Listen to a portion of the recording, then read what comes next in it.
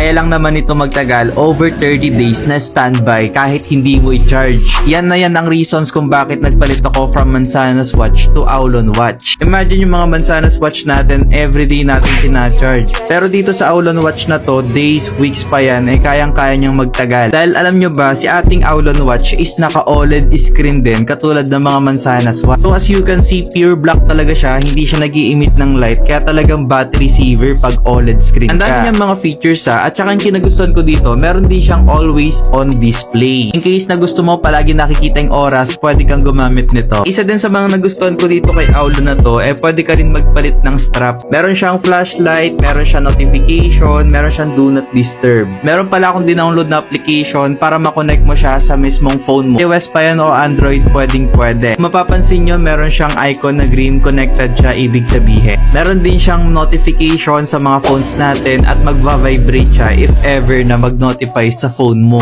Using the app on your device, pwede nyo ma-customize ang inyong theme at saka yung home screen natin sa relo na to. May accurate feature katulad ng 24/7 heart rate monitoring, sleep monitoring, at meron na rin tong women's menstrual cycle reminder. So paano ba yan? Lalagay ko na lang sa may yellow basket.